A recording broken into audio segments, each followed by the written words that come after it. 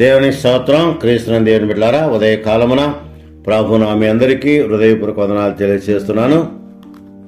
ధ్యానాంశాన్ని జ్ఞాపకం చేసుకుందాం. గమనించండి, కీర్తనల గ్రంథం 2వ అధ్యాయం 8వ వచనాన్ని చదువుకుందాం. కీర్తనల గ్రంథం 2వ అధ్యాయం 8వ వచనాన్ని చదువుకుందాం. నన్ను అడుగుము, జనములు నీకు స్వాస్థ్యముగాను, భూమిని దిగంతముల వరకు సొత్తుగాను ఇచ్చేదను. నన్ను అడుగుము, జనములు నీకు స్వాస్థ్యముగాను, భూమిని దిగంతముల వరకు సొత్తుగా ఇచ్చేదను. దేవుని బిడ్డలారా, గమనించండి, ఉదయకాలమున దేవుడిచ్చిన గొప్ప వాగ్దానం బట్టి దేవునికి వందనాలు చెల్లిస్తున్నాం. ప్రభువుతో ప్రతిదినం అరుణోదయ దర్శనం, అనుదిన వాగ్దానం, అరుణోదయ ఆశీర్వాదాలు పొందుటకు దేవుడు మనకిచ్చిన గొప్ప ధన్యతను బట్టి దేవునికి మనము స్తుతులు స్తోత్రాలు చెల్లిస్తూ ఈ వాగ్దానాన్ని దినం నూతన సంవత్సరంలో జ్ఞాపకం చేసుకుని ఆయన శ్రేష్టమైన కృపావరములు ఆశీర్వాదాలు పొందాలని మీకు నేను మనవి చేస్తున్నాను. గమనించండి, నన్ను అడుగుము. దేవుని అడగాలి. అడిగితే ఆశీర్వాదాలు కుమ్మరించే దేవుడు, అడిగితే కృపావరాలు కుమ్మరించే దేవుడు, అడిగితే సమస్తాన్ని మనకు అనుగ్రహించే దేవుడని దేవుని బిడ్డలకు జ్ఞాపకం చేసుకుని అడుగుము. జనములను స్వాస్థ్యముగా ఇస్తాను. ఇక్కడ స్వాస్థ్యం అనగా వారసులు, హక్కుదారులు.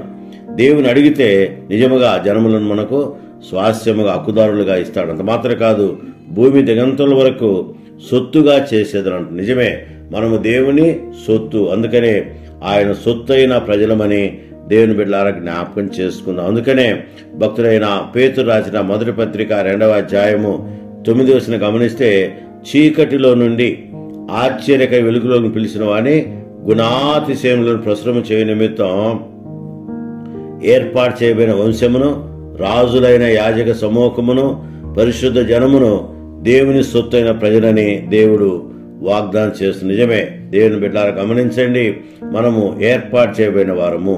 ఎందుకంటే ఆయన సన్నిధిలో నిన్ను నన్ను దేవుడు ఎన్నుకున్నాడు, ఏర్పాటు చేసుకున్నాడు, ఏర్పాటు చేయబడిన వారం. రెండవ విషయం గమనిస్తే, ఆయన నిజముగా మనను తన కృపలో జ్ఞాపకం చేసుకుంటూ ఆయన పరిశుద్ధమైనటువంటి బిడ్డలుగా వాడుకుంటున్న విధానం బట్టి దేవునికి వందనాలు చెల్లిస్తున్నాం.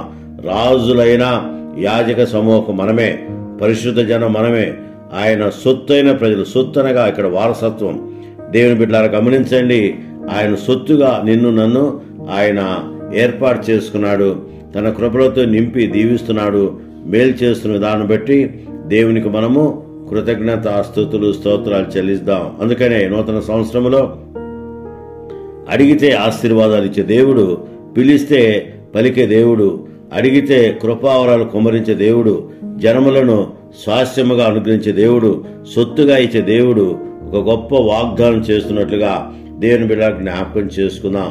సొత్తుగా అనగా స్వాస్థ్యముగా ఆయన శ్రేష్టమైన కృప కుమ్మరించే దేవుడని దేవుని బిడ్డలకు జ్ఞాపకం చేసుకుందాం. ఎందుకంటే ఆయన వాగ్దానం చేసిన దేవుడు, వాగ్దానం చేస్తే నెరవేర్చే దేవుడని దేవుని బిడ్డలకు జ్ఞాపకం చేసుకుందాం. అందుకనే ఆ వాగ్దానం మనపైన ఆయన కుమ్మరించే దేవుడు, కరుణించే దేవుడు, కాపాడే దేవుడు, బలపరిచే దేవుడు, బలమైన కార్యాలు జరిగించే దేవుడని దేవుని బిడ్డలకు జ్ఞాపకం చేసుకుందాం. ఇక్కడ మనం గమనిస్తే 3 ప్రాముఖ్యమైన విషయాలు. మొట్టమొదటి విషయం, నన్ను అడుగుము. అడిగితే ఆశీర్వాదాలు ఇస్తాడు. జనములను స్వాస్థ్యముగా ఇస్తానంటున్నాడు, స్వాస్థ్యము హక్కుదారులుగా చేస్తానని దేవుని బిడ్డలకు జ్ఞాపకం చేసుకుందాం. మూడో విషయం గమనిస్తే, సొత్తుగా చేస్తానంట. నిజమే, మనం ఆయన సొత్తైన ప్రజలము, ఆయన సొంత బిడ్డలమని దేవుని బిడ్డలకు జ్ఞాపకం చేసుకుందాం. స్వకీయ జనముగా నేను నిన్ను ఏర్పాటు చేసుకుంటానని దేవుడు చెప్పిన మాట మనం జ్ఞాపకం చేసుకుంటే నిజముగా స్వకీయ జనముగా, స్వకీయ సంపాద్యముగా, స్వకీయమైన దేవుని యొక్క సొత్తుగా ఆయన ఏర్పాటు చేసుకునే దేవుడని దేవుని బిడ్డలకు జ్ఞాపకం చేసుకుంది. ఎందుకంటే దేవుని యొక్క కాపుదల మనపైన ఉంచి ఆయన దీవించి కరుణించి శ్రేష్టమైన కృపతో నింపే దేవుడని దేవుని బిడ్డలకు జ్ఞాపకం చేసుకుందాం. గమనించండి, కీర్తన గ్రంథం 135వ కీర్తన మనం గమనిస్తే, యెహోవా మన కొరకు యాకోబును ఏర్పరచుకొనెను, తనకు స్వకీయ ధనముగా ఇశ్రాయేలును ఏర్పరచుకొనెను. చూసారా, అంత గొప్ప ధన్యత.